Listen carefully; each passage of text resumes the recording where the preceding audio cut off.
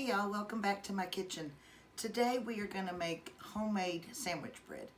I use an Amish sandwich bread recipe. I've tried quite a few different recipes over the years, and this happens to be one of our favorites.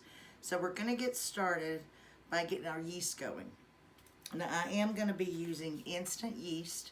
I keep, whether it's instant or active packets or the 1 pound bags of it, I keep mine in the freezer because it keeps it forever. And I have not had a packet go bad yet on me, so I highly recommend keeping your yeast in the freezer. So to my bowl, I'm going to add 1 cup of warm tap water. And my water is at 105 degrees, and I measured that using my thermometer to check the temperature of it. And you don't want to get it, you want to stay at least around 105, 110 degrees because anything over that can kill the yeast. And that's definitely not something you want to do. But we're going to get our yeast proofed. And even though I'm using instant yeast, I still proof it just to make sure it's alive. Because if it doesn't foam up, my bread's not going to rise. So we're going to add 1 packet of yeast. And I'm going to add in 1 tablespoon of sugar. And that's going to feed our yeast. We're going to give that a little stir. And then we're going to let that proof, which will mean it's going to foam up. And once it foams up, we'll come back and get everything started from here. Okay, I want to show y'all what this looks like once it has proofed. You can see that it's foamed up all around there, and that's exactly what you're looking for. If it looks just like you did when you put the yeast in the bowl and it doesn't proof up like this, then the yeast is dead and you need to start over. So we know this is good, so now we're going to move on from here. And to this, we're going to add,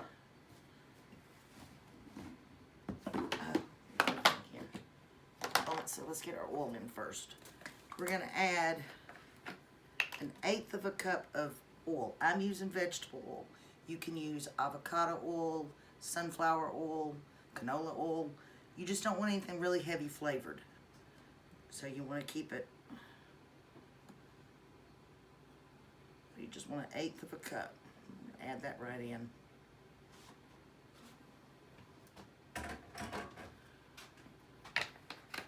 I haven't tried using melted butter. I should try that, but I haven't done that as of yet. Okay, so got the oil in. Now we're going to go in with 2.5 to 3 cups of all-purpose flour.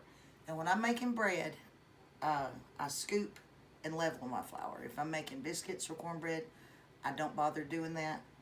But for bread, I scoop just to make sure it's not packed. Scoop and level. So we're going in with 1. I'm going to start with 2.5 cups and see where we're at. We got a lot of snow out there today. My husband measured 10 inches yesterday. I'm sure some of y'all have probably got some snow too. That's about 2.5 right there. All right, I'm going to start with 2.5. And then we're going to add in 1/4 teaspoon, and I usually do a heaping 1/4 teaspoon of salt. And then we're going to add in the rest of our sugar. Total whole recipe calls for 2 tablespoons of sugar. So we put a tablespoon in the beginning, and then we've added this in. And what we're going to do is just stir it. I usually use my stand mixer to make breads, but a lot of y'all don't have a stand mixer. So I wanted to show you that all these recipes that I post for bread can be done by hand. So we're going to give that a stir. We want to just pull the flour and everything together. Hi, Miss Daly. Hi. Don't come over here with that cough, okay? Hi. All right. You can see we got kind of a crumbly, shaggy dough here. And this is the point where I'm going to put my hands in it. because I want to make sure that I can get that dough formed. Hey, honey. All right, Miss Ailey's got herself the sniffles going on. All right, now get back over there. All right, so I'm just putting a little flour on my hands, kind of kneading it in the bowl to see where I'm at. Now with the weather that we've had, with it being humid and the snow, your weather really depends on how much flour that you're going to use.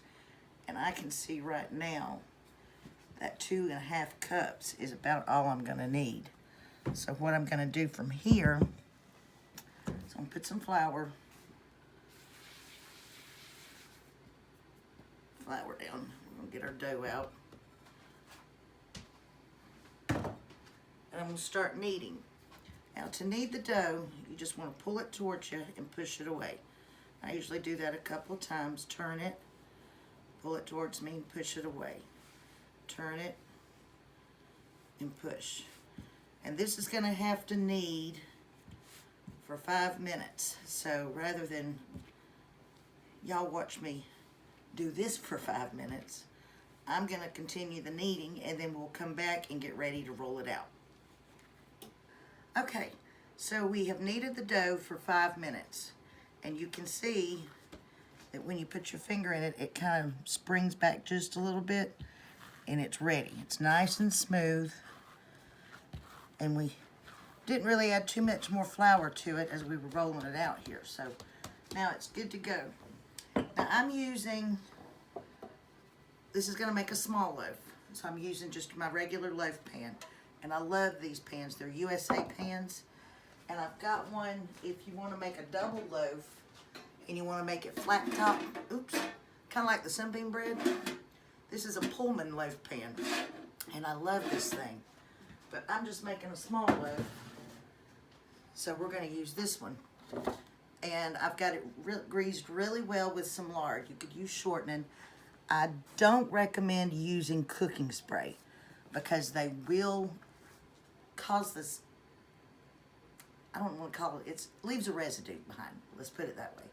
So always use your pan with some shortening, lard, butter, whatever. All right, now we're going to roll this out. And what I like about this recipe is it's only a 1 rise dough. So we're going to lightly, that's why instant yeast works really well for this, because you don't have to do 2 rises. All right, so we're going to flour our rolling pin. And this was my grandmother's rolling pin that I'm honored to have. So we're just going to start rolling it out. And you want to roll it out to the length of your pan. So, and roll it to a 1/4 inch thickness. I guess we need to put a little bit more muscle grease in here. And roll it out.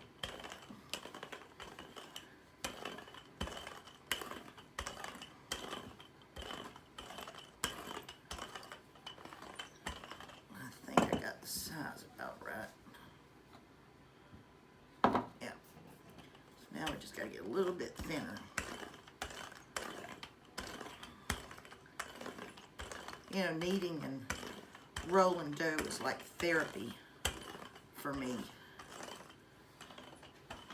If Zaylee were over here, she'd tell you it's satisfying.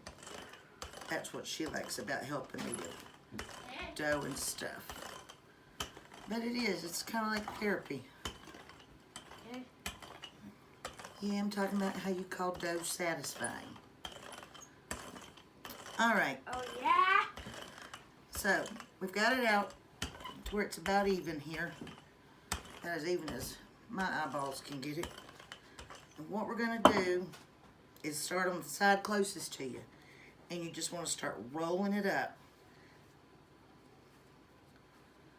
Tightly rolling as you go.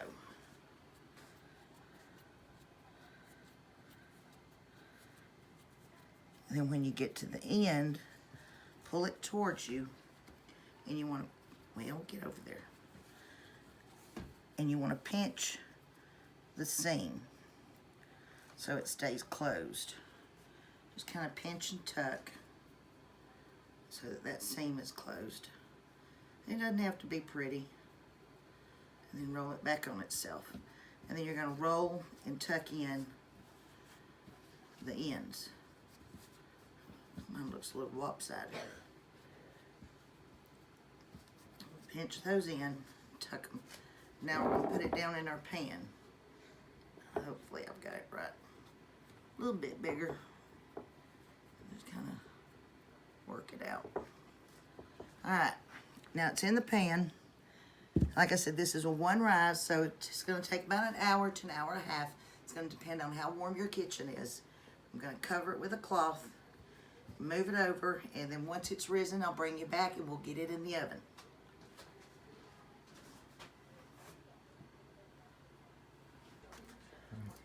Okay, so we've let this rise. It's just about an hour.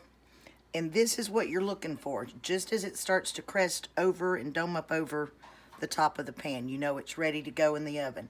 So I've got the oven preheated to 350 degrees. And we're going to put this in there. And it's going to go, that's hot, for 30 minutes. And at 30 minutes, we'll come back, get it out, and let it cool, and cut it. Okay, our bread baked for 30 minutes. I've got it out. I let it cool a couple of minutes in the pan. Now I'm going to turn it out.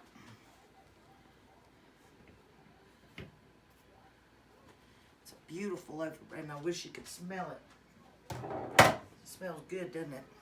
Yes, it does. Now, normally, I would let this cool completely before I cut it, but I want you to be able to see the crumb, and I want to taste. But, so we're going to get it, cut the heel off of it here.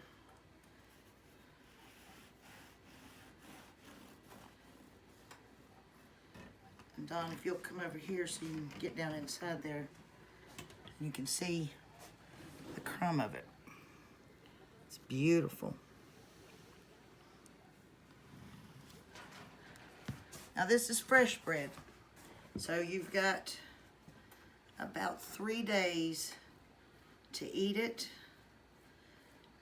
Unlike store-bought bread that'll last for weeks, it seems like nowadays. But 3 days on the counter. You can put it in the refrigerator to last a little longer. You can freeze a whole loaf, or you can slice it and freeze it, whatever works best for you. But you can see that making a loaf of homemade bread is not hard at all. So, now I'm going to have a taste. There is nothing better than homemade bread. Well, I hope y'all have enjoyed the video. Thanks for watching.